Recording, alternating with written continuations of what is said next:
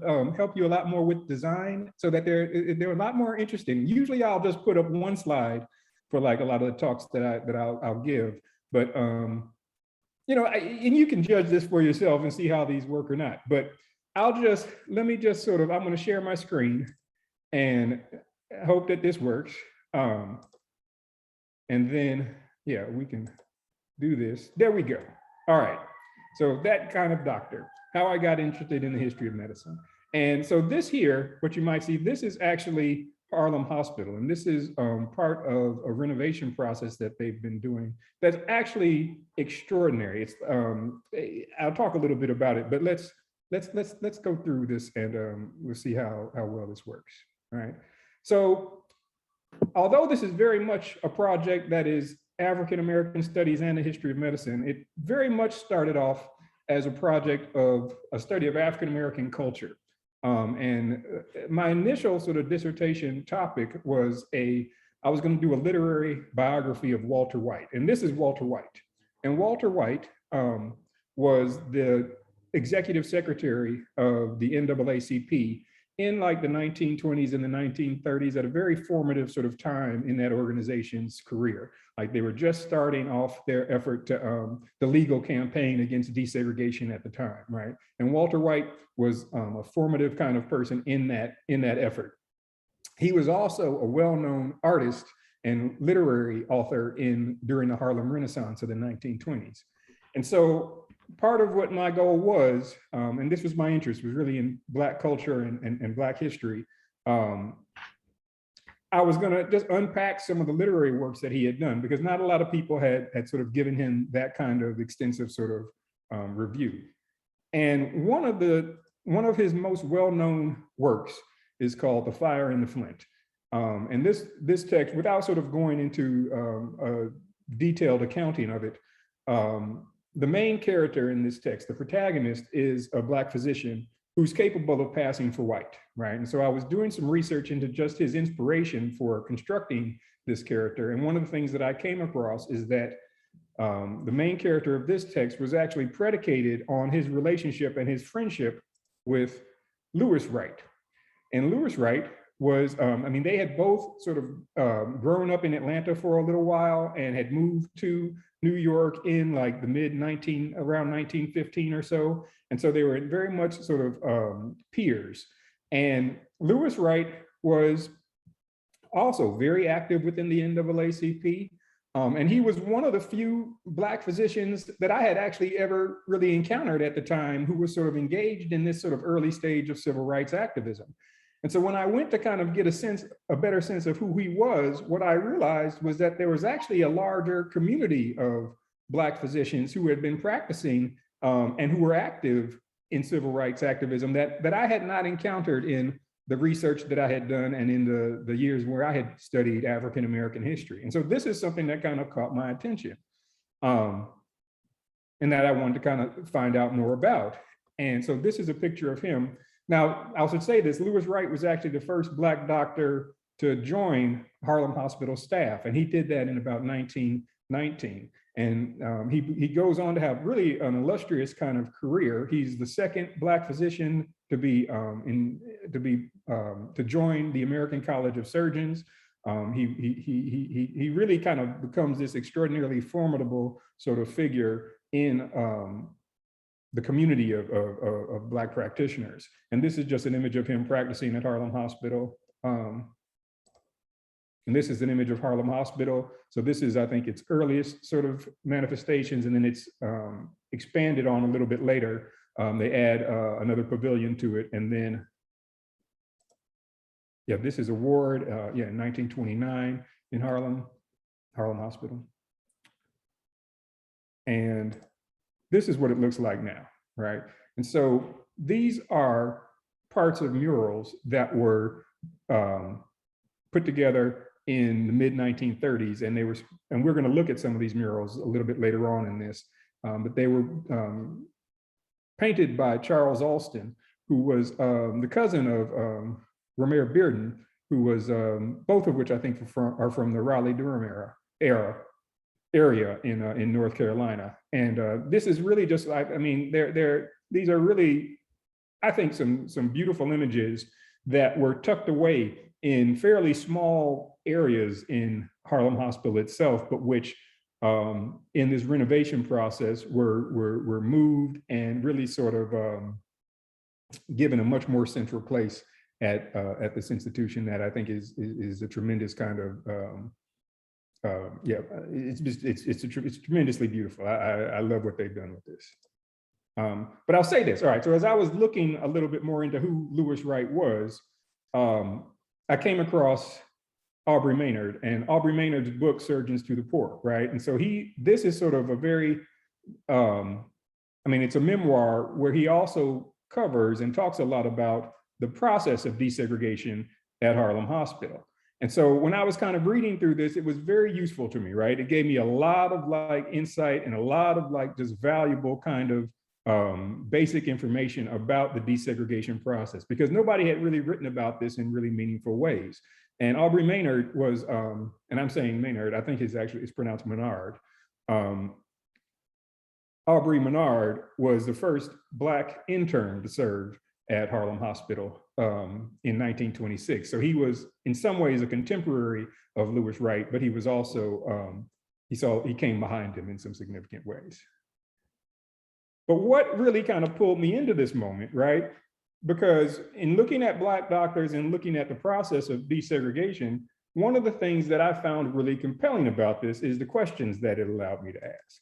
And so this was a quote from Surgeons to the Poor, from Aubrey Menard's autobiography, his memoir of this era, that really sort of made this kind of where, I mean, that kind of sunk its hooks into me, you might say, right? When he talks about the process of desegregation, he says, as I look back with charity at that period, I deplore the fact that I suffered more from the hostility and jealousy of some of my Black colleagues than from the antipathy of whites from whom I expected frank racial animosity.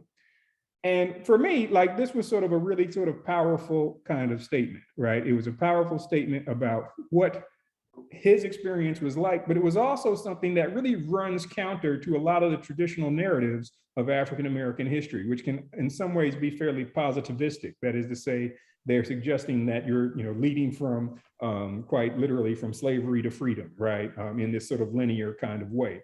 And that often sort of promote these narratives of racial unity. When I think when we actually look at these moments throughout the 20th century and before, it's actually sort of the moments where we see unified engagement and activism are so much more they're unique in many ways, right? The norm is that usually those moments take place despite levels of rather extraordinary levels, you might say, of discord and disunity. But here he was, I mean, and when you think about who Black physicians are, right, these are sort of the best trained and best educated or most trained and most educated folks that we may think of. And here he is talking about how in this process of desegregation, some of the best or the most noteworthy hostility he encountered came from other practitioners. All right, so let's see what we kind of have here. So some of what, a lot of what I was kind of doing or what I've been doing, I want to say in this process has been trying to unpack like what this was about, like what were these conflicts and tensions really about, and what did it tell us about civil rights activism and the process of desegregation at this time in history and in this particular episode. And so one of the things that I think I kind of, in order to understand like what was happening here, I realized that I really did have to kind of get a much more developed understanding of the field of the history of medicine. And when I started graduate school, I did not know the history of medicine was even something that that people studied, right? And I had friends who were, or people who became friends, I said, and when I met them, they said, yeah, I'm in the history of science program. And I was just kind of, I remember quite distinctly thinking like, well, why would you do that to yourself? Like what, that just sounds like the history of science sounds like like as boring as you can get it. It's like you wanted to suffer.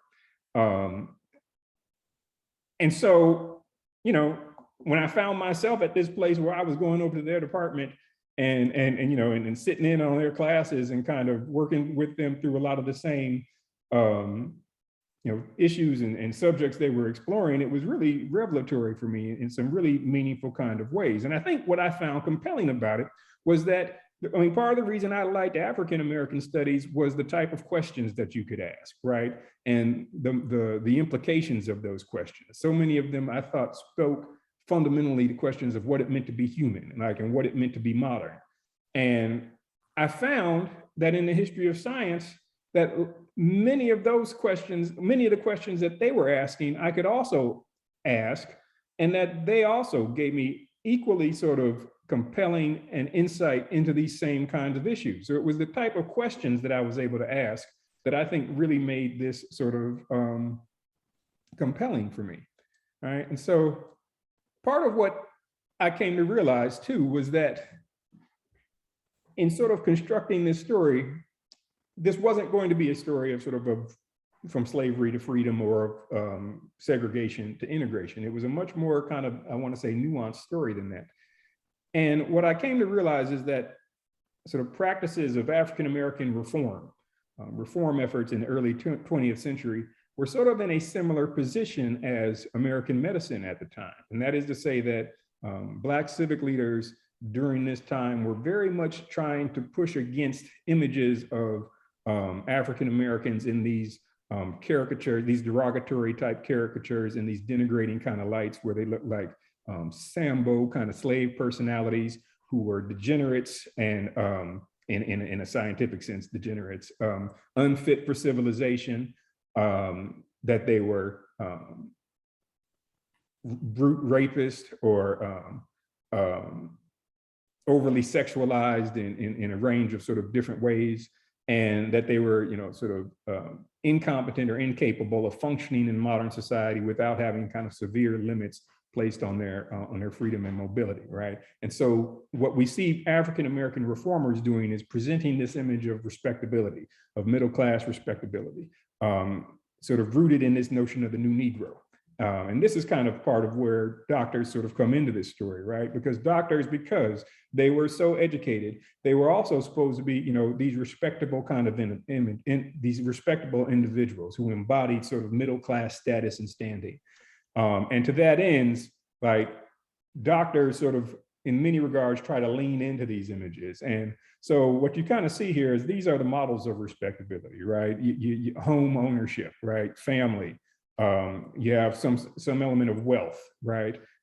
These images of sort of, of cultural kind of Western conformity, you might say. These images of ties and suits and that kind of thing, and the profile, right? And these were the images that people were embracing, or physicians were, or Black physicians were embracing, and racial reformers were embracing, in an effort to kind of present themselves as fitting in modern society, like as deserving members of modern civilization. And as it turns out, medicine is in a very similar place. And this is something that I think that I found very compelling as well, because when we tend to think of medicine being a fairly prestigious field, this was not the case, really in the early parts of the 20th century. And it's not really until the mid 20th century where medical practitioners tend to have the level of prestige and status that we think of them maintaining now, right? And I think this is something very good to kind of be aware of, right? Like, a lot of times we think that, doctors have so much status and prestige that this can never change, and this has always been the way it is. But it really is, in many regards, a function of a very particular historical moment, which we are a part of now, right? And it doesn't necessarily mean that it will always be that way. So the image of professional medicine, really in the late 19th century, was one of a very disorganized field, right? One where you had a lot of, there was no centralization to it. Some of the practices were seen as being very dangerous, or seen as, they involved alcohol, they involved cocaine, they used a lot of different sort of drugs and remedies that people questioned whether or not these were actions that were being actually therapeutic, or if they were more opportunistic in some kind of way. Like, if these were just people trying to make money off these notions of promoting health, right? And so what medicine does really in the early parts of the 20th century is that it makes a very concerted effort to restructure its own professional image, right? And in these same images of middle-class respectability, it begins to embrace that. And some of that is embraced not just through like these symbolic sort of portraits that you might see in photographs or in like biological anthologies, that kind of thing, but it also in many of the actual requirements that are implemented in the educational reforms that go on in the early 20th century. And some of the work that I've done that had gotten picked up in the New York Times is sort of talking about this, that one of the major efforts and intentions behind medical reform in the early 20th century was not actually therapeutic efficacy, not increasing therapeutic efficacy, but it was actually about limiting who could gain access to the field and limiting it to those with wealth, right? Which also had the side effect, so to speak, but not, I mean, the very intentional side effect, we should say, of restricting the access of people of color, restricting the access of poor people, and really limiting the medical profession to those who were practitioners or who were living in more toward the Northeast, right? So more than in the reforms, the educational reforms that take place, more than half of medical schools in areas like the US South get eliminated, right? More than half. Something like 80% of Black medical schools are closed as a result of those types of reforms. And so and we can also look at this. So some of the conflict that we see here, and this is sort of a depiction, this is also a mural that exists in Harlem Hospital. Some of what we see here, this image of and it's called Magic and Medicine, right? This side is magic, this side is medicine. This is also the process that we see sort of taking place in the mainstream profession, but we also see this sort of happening, and this is oriented particularly at Harlem Hospital. And what this is, and I'll just sort of maybe let us kind of look at these for a little bit, and then maybe if we want to talk about them a little bit, we can. And I'll just sort of end there and let us sort of do questions. But this was a mural that was painted by Charles Alston in the mid 1930s. And he got commissioned to do this after the period that I am studying actually takes place, right? And what happens is in the process of desegregation at Harlem Hospital, the reason why Aubrey Menard is so upset, right? The reason that the type of conflict that he describes taking place between Black physicians at that hospital really comes as a result of a major reorganization that takes place. And one of the things that happens is that there are tensions that emerge between Black practitioners who were graduates of elite medical schools, places like Harvard and UPenn and NYU, and graduates from Southern medical schools and from Howard and Meharry. And so what happens is you get a very real class tension sort of playing out in Harlem Hospital and in Harlem, because the vast majority of practitioners in Harlem who are Black are graduates of Howard University. But a disproportionate number of the practitioners who get admitted to Harlem Hospital are graduates of these elite medical schools. And so there are real questions that come up over what direction Harlem Hospital and what direction it's going to go in the effort to sort of advocate for racial improvement, and how it's even conceptualizing this idea of integration, right? Because the argument that the graduates of Howard are making, which I think is a very viable one, is that we've all passed the requirements of the boards and the things that are required to actually be licensed practitioners, and we should use this process of desegregation to actually afford those physicians who otherwise don't have access to other medical institutions an opportunity to practice and develop their fields. But folks like Lewis Wright were very invested in the idea. So, and that is to say, graduates of Howard are generally arguing that Harlem Hospital should become an institution dedicated to the training of Black personnel. But people like Lewis Wright saw Harlem Hospital as an opportunity to build an integrated, cutting-edge research facility, right? And one of the things that made Harlem Hospital such a desirable place to practice was because Harlem, as a poor community with a migrant sort of demographic, had a lot of surgical patients, right? People could practice and pick up like surgical procedures, and they could learn surgical procedures there. And it was one of these rare places where that was, I mean, that's where if you wanted to practice these more prestigious sides of medicine, you had this body of Black bodies, that this population of Black bodies that you could practice on, right? And you could develop your professional skills there. And so it made it a very desirable place for that type of professional development. And Lewis Wright and other Black doctors from elite institutions saw it as this opportunity to really promote a type of medical science, right, that challenged ideas about Black inferiority and that and challenged notions about Black anatomy that were false, right, and sort of using it as a way to sort of to challenge notions of white supremacy in medicine, right, to challenge racism in medical science in many regards. And they saw this as a unique opportunity to do that as well. And that's where a lot of the tension sort of comes up, like these two very different, but also I think both very viable models of using professional medicine as a tool for racial improvement. But they were competing, and they were very sort of, I mean, this is a bitter rivalry that emerges. It sort of involves not just the local, I mean, it involves the local medical societies, it involves the local churches, the labor unions, the Urban League, the newspapers, and it also involves the National Medical Association, which was the Black parallel to the American Medical Association, and it also involves the NAACP. It really takes on this very national kind of scale, and it's a tension and an issue that never really resolves itself, I think. Well into, I mean, when Menard is writing that book in 1978, I think it's very clear from that text that many of the tensions that we see playing out in the 1920s and the 1930s were still very prevalent and still resonating with him, you know, in the late 1970s, right? And so, and I think, what is it? In 1952, right as Lewis Wright, I think Lewis Wright, I want to say, died in 1952.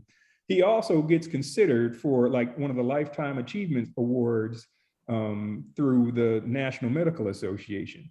And he gets one vote, right? And here's a guy who is doing some extraordinary cutting edge research, has gotten these accolades and recognition throughout his career, who is undoubtedly recognized and appreciated as making these tremendous contributions to medicine as a Black practitioner, right? In the National Medical Association, and the level of vitriol and bitterness that was still sort of fresh, you know, makes it so that he gets hardly a nod of recognition in that process. But what we kind of have here, folks, and then we can like chat about this as much as you like, or we can talk about other things.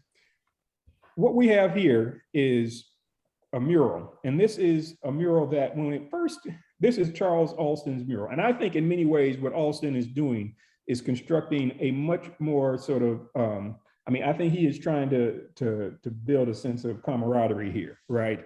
Like, because this tension that goes on between Black doctors gets embedded in this narrative about racial progress and racial improvement and these notions of racial modernity that are embedded in the idea of the new Negro, right? And so as you know, Lewis Wright and his practitioners are sort of going back and forth with the graduates of Howard, both of them are going into this process of sort of name calling and calling the other one the old Negro, right? Or the Uncle Tom or that kind of thing, and suggesting that, you know, it's not just a conversation about different views about racial improvement, but it's also this character assassination that we kind of see happening that I think is actually also sort of deeply rooted in this sort of process of image construction that is important, not only to African-American reform efforts, but also to the medical practice at the time, right? That it has to look respectable. It has to look modern.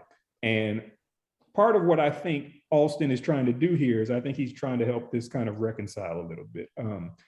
Because what we see, like on the left side here, these are images of what we might think of like as folk practices. And this is sort of like a West African kind of idol. And if we look around, and we can zoom in on some of these, but I'll leave them both up for now. You see, like, I mean, some of these are sort of images that are, I want to say, yeah, sort of like connecting with notions of sort of an African ancestry. And these are sort of practices of sort of ritual dances that are sort of taking place. And that's kind of the center part of this. If you go down to the bottom left part of this, what you see is this is sort of more of a gesture toward enslaved African-American experiences, right? And so this is sort of the image of like a slave house or slave hut there, and then also sort of compatriots sort of tending to one of their sick community members in this communal kind of way.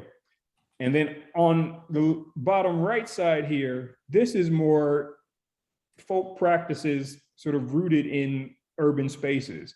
So if you look sort of back in this area, and we'll zoom in on these a little bit, but if you look back in this area, this is like tenement housing, and this is like a mystic healer, and she's kind of there, sort of ministering to an audience.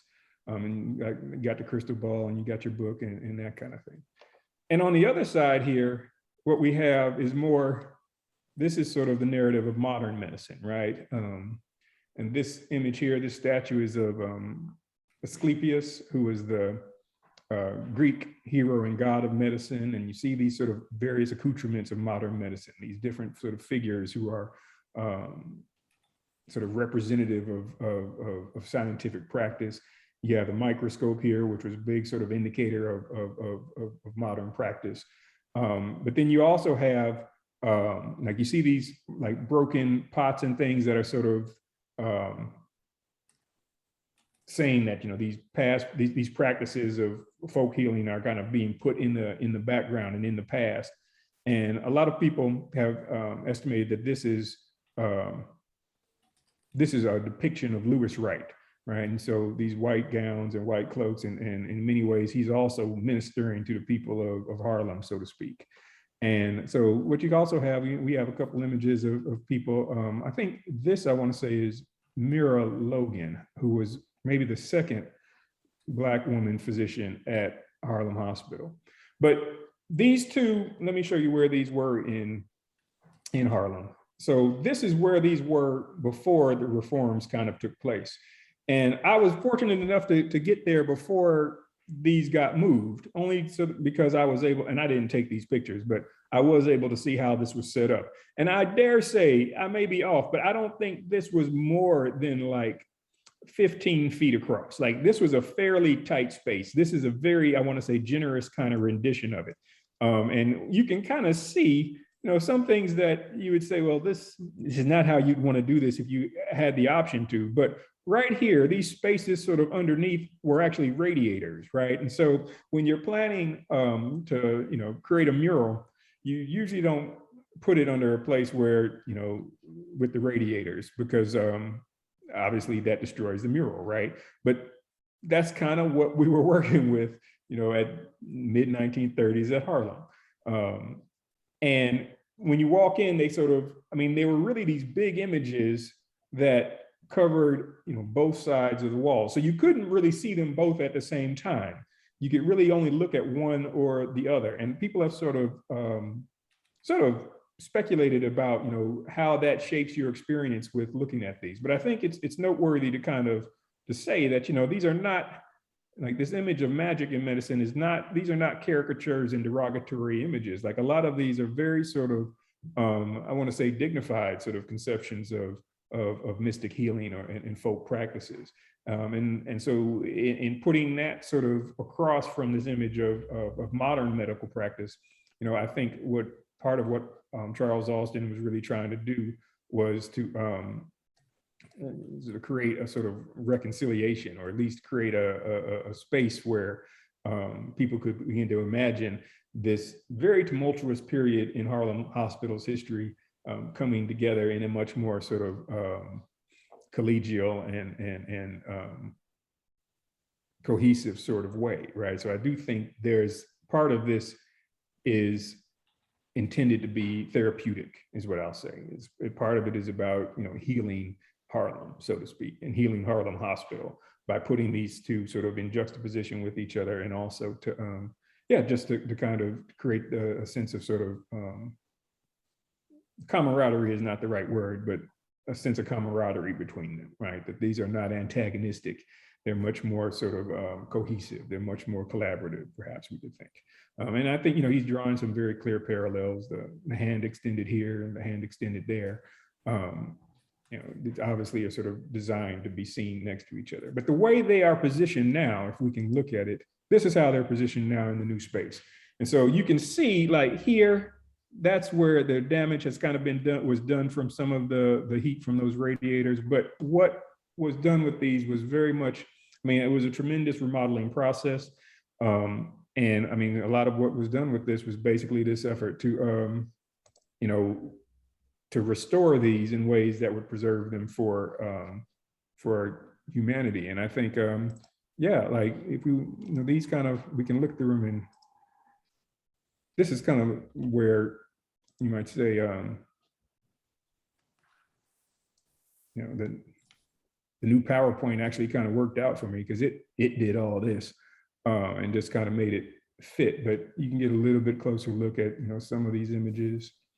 And Adam, yep. I don't know if you're ready for questions. I did see an Albert Blackman hand up, and just as a note to everybody, like, please use that raise hand function and let Adam, call on raised hands, or I can help him do that.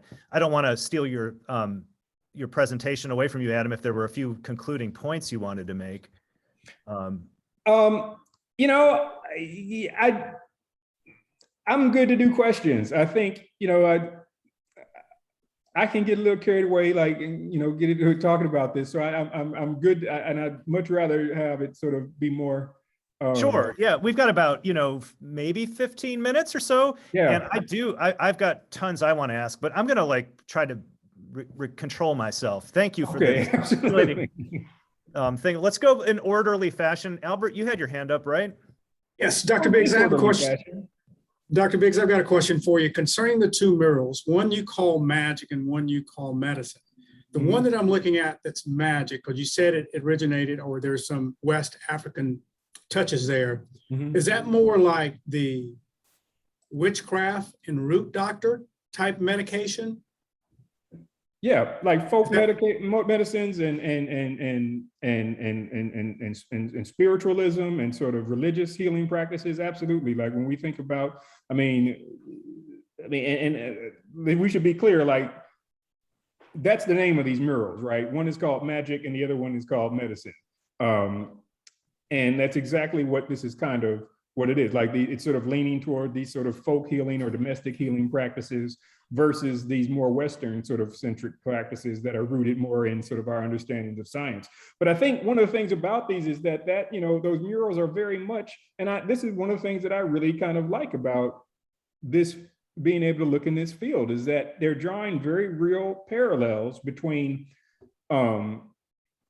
magic and science, right? That in many ways, science is a modern form of mysticism in many regards. Like people don't always understand how it works, but we kind of believe it or we trust it, or we're not really sure what it actually means. And it's sort of, many regards, people will call this sort of the black box of science. Like, it comes with status, it comes with a level of prestige, and but that doesn't necessarily mean that there's this clear line of how it actually explains the processes through which medicine is kind of working on us. And this element of magic is also, that's part of what it's saying. Like these are very like healing processes. And one of the things that I think is most compelling about this, right? Because as much as beyond, within, but also beyond the current sort of, historical moment on this, right? One of the things that's compelling to me about talking about the history of medicine is that it's often, like we often want to sort of make these gestures where we say, that was the old medicine, right? The old medicine was just mystic, it was just magical stuff that didn't really work. And now we've got this new scientific stuff that works. But what that actually requires, right, is for us to sort of take 2,000 years of human history and just ignore it, right? And just say that for 2,000 years, right, people just did this thing that didn't make any sense. They were just irrational actors, right? And when we really look at when medicine becomes a prestigious field, it's not like in 1910, it really is in the mid 1920s, maybe 1930s, really even post World War II. So that says there's a very small segment of human history where we've actually been acting rationally. Well, the truth, I think, on that is, one, those sort of mystical practices worked decidedly more than, they worked for somebody, right? They worked for people for thousands of years. And so to say that they did not work is really sort of this act of negation, right? And an act of denial, and to say that that's not who we are anymore, that somehow these things that we don't deem rational and reasonable, there's an arbitrariness to that I think we want to be cognizant and sort of, thoughtful about, right? I want to stress the continuity more than the break. So, yeah, so.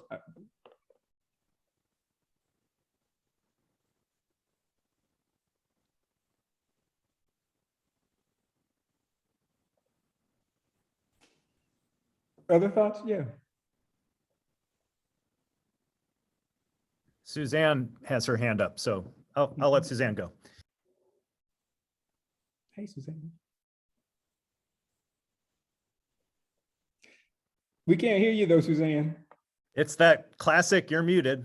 Magic. Okay. Magic, that's right. No, I like the point about the continuity between them. And a couple of years ago, I was talking to a physician in Lancaster, and I asked him, and he was a general physician, a family practitioner.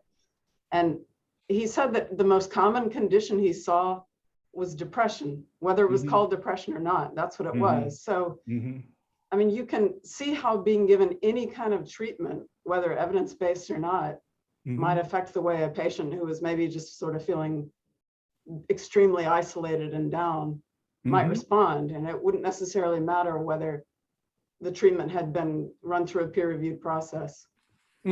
Well, and I think what you're saying is absolutely right. Like, there is something about the actual act of being treatment. Like, this is where the placebo effect kind of comes from, right? And I think,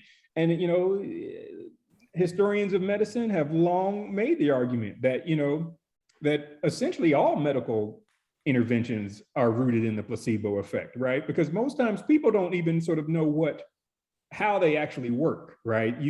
But there's a trust that we sort of give to the doctor, right? To the medical practitioner, that they know, right? And even if we sort of have some rudimentary kind of understanding of the scientific process, a lot of times we don't necessarily have an intimate kind of understanding, or even a very substantial sort of understanding of it. But I think, what you're saying is so important. And one of the shifts is kind of where this kind of takes place and how it takes place, right? So if before medical interventions were more likely to take place in the home, right now we see them shifting to the office or to the hospital. And that becomes something symbolic as well, right? Where before, if medical practitioners were people that you knew, right? And they were kind of like familiars. Now we look for the care of strangers, right? These people who have been sort of credentialed and certified by this sort of external kind of entities that we recognize as sort of imbued with authority, but that we don't have a sort of intimate kind of familiarity with. And I think this is very close to how we understand what health actually is now, right? Like, part of what health is sort of rooted in is these notions of being modern, right? And so if you are sort of in this moment, and mental health is such I think a really rich place for these kind of discussions to kind of take place, because there is such a sense of uncertainty of how things work, but just knowing that sometimes they do work. And like you said, that act of sort of being included, I think that's not just, a mental health exercise, right? Or a mental health process. Sometimes other ailments, it's more about sort of, and one of the arguments that I am making with this is that one of the things that people get from actually attending practitioners is a sense of an affirmation of their middle-class status and standing, right? This affirmation that you are kind of modern, right? That I'm not using, these practices that my grandparents told me about. It's not sassafras tea or something like that. I went to the doctor and the doctor said this. And that's an affirmation that here I am now, sort of in this part of what the modern kind of society and civilization in that kind of way. And there's something therapeutic and useful for people in that process. Excellent. Annette, you are next up. So I'm going to kind of play devil's advocate because you're talking totally about Western medicine, correct? Because Yes. this is just American medicine. Because Egypt and the Middle East had medicine way advanced before we did. Way advanced. Way advanced. Well, It's but amazing. I hear what you're saying. I think Yeah. what I would push though is that all medicine is also sort of regionally specific in terms of what it does, and it's culturally specific in terms of what it does as well. And I would also sort of push back on these notions of sort of advancement. I think part of what I'm also critiquing here when I'm stressing continuity rather than, contrast is that a lot of notions of progress are often value systems that get retroactively applied to the process of change, suggesting that there's some moral component to it, right? That contemporary medicine is better or more advanced than historic medicine. And I don't think there's actually any sort of real evidence to kind of indicate that, right? It's a very difficult kind of argument to make. But I think part of what you're saying is when we look at different type of therapeutic systems, you might say, practices within Native American communities or even African American communities versus white American communities, right? How you actually define health really varies in very significant kinds of ways. When we think about medical practitioners in an international context, it actually gives us, I think, some interesting insight into what happens in the US as well, because doctors are often, they play a critical role in the process of colonization, right? They're often very important sort of extensions of the metropole, right? They are ways of sort of bringing the populace and the population under the power and the influence of these sort of centralized authorities. And so, I hear what you're saying. Medicine in Egypt and in Asia, and you could take that in so many different directions. Often has more of a history than we might tend to think of it in the US. But it's also very regionally specific, and how people define health and how people define healing actually varies in some, really dramatic ways, depending on the location and the particular historic moment. I have one other thing, because you said, these practices that we've had in the past, folklore, a lot of that is actually coming back and we're testing it in the science world, a lot of it. And so you're seeing holistic medicine, you're seeing doctors of osteopathy, DOs now instead of MDs, and they look at all this other stuff. So we're seeing this growth in the medical profession that is very much including all of these folklore things that are coming back to say, is there really medical, ability to use these in an actual medical facility or, way? Is this therapeutic? Well, and so I this is think a totally different thing. It's interesting to kind of think about it that way, because I'd say that process never ended, right? When we talk about modern medicine, sort of its emergence in science or the use of science, throughout the early 20th century, there's a big drop in, there's an effort to delineate who can and who can't practice medicine, but the therapeutics don't change, right? They're using the same sort of medical interventions. They're using the same sort of pharmaceuticals. It's not though, there are different people who are actually practicing medicine, but they're not using different, therapeutic interventions on it. And I think it's, the truth is it's an extension, right? And it's sort of an interesting but a peculiar gesture to say, okay, well, let's go back and look at these historic practices, which, mind you, have worked and that people often continue. And I don't think these things are actually even in opposition to one another, right? More often than not, sort of Western medical practices exist alongside folk practices. Like people never really abandon these sort of domestic remedies that they utilize, and more often than not, they get used alongside the actual medical practices as well. I mean, I think I hear exactly what you're saying, and I think a lot of what I'm doing in this is actually trying to problematize that distinction, right, between what makes something folk and what makes it sort of quote unquote scientific, right? Well, I'm wondering Yeah, on the that's the side kind of effect stuff. in this, Adam, is you're looking at this one time period as well. But are we also now with this, because what's happening in the medical school world is that there are doctor osteopathy programs opening up, but there are no new MD programs opening up across the nation. What that means is we have a lot more of our students who are entering the DO route, the more holistic medicine route.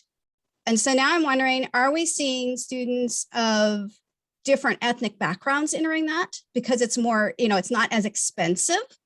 Are we seeing a different group of, diversity entering that field because it is a little more accessible? Does that make sense?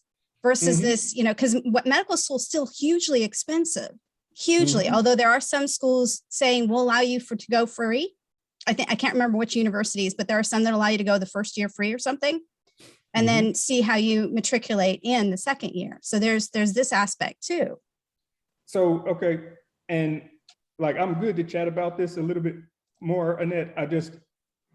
I'm looking at time. Sorry, there's lots of stuff there, like Todd said, lots of interesting stuff. But I'll say, like, I think until we start seeing like medical schools that have open admissions policies, like, I mean, it's going to be a while before we see any sort of meaningful kind of diversity in the medical field. Like, the number one way of limiting people of color, access of people of color to the field is the price tag. So, right, yeah. Hey, Adam, I want to get Todd Day's question in. He's had his hand up, so. What's up, Todd? Dr. Biggs, how are you today? Good, man. Good. How you doing? Good to see you. Good. Same to you. What I was really piqued on, we had talked about your research before, that dichotomy of that, let's just say the STEAM aspect of the profession of medicine and how that has evolved over time. And I was just, and you were talking about how it went from, kind of the more experimental phase to kind of the more professionalization, standardization phase, and that came with higher regard and esteem that you might have. I was wondering if you noticed, and I'm sensitive to the previous question, that diversification or diversity in the profession is not where we want it to be, but is a lot more than it has been. And have you started to see that the respect or the esteem that the profession is being held in has degraded over time with more women entering the profession, more immigrants coming into the profession, the use of technology as being a standalone diagnostic tool that is kind of a determinant of treatment, or the lack of independence of physicians where they are kind of being required to work within a medical system with established protocols. Has that started to erode or contributed to what I kind of feel, and I kind of am involved in this world in somewhat. A couple Black doctors. That a lack of, or a degrading or a decline in the respect of the profession and the talents that these doctors are still bringing to the table. And so, I mean, I think, Todd, that's an excellent point. I think one of the ironies of this is, right, the more women you bring into a profession, like the less esteem that it carries with it, right? The more people of color you bring into a profession, often we see, the level of prestige associated with it goes down.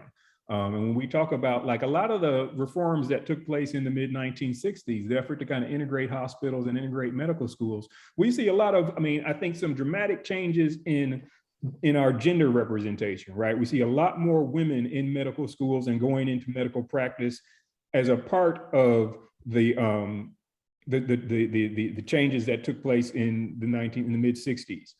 But what we don't see is more Black folks joining it, right? It says, I mean, when we look at Black population of, the Black number of Black practitioners in the US in 1920 was about, they were about 2%. What they were in 1968 was about 2%, and what they were in 1992 was about 2%. And I think today it might be closer to like 6%, but it's clear that the desegregation process that got pushed in the 1960s had very little to do with actually integrating the medical profession. And that's because the practice of segregation is not really one that relies on Jim Crow standards, right? It's one that relies on things like the price tag. And so the way that you effectively eliminate, the way that you kind of segregate medicine is not by saying, okay, we're not going to let Black people into it. What you say is that we're just going to make the price tag so expensive that most Black folks can't really be a part of it, right? And so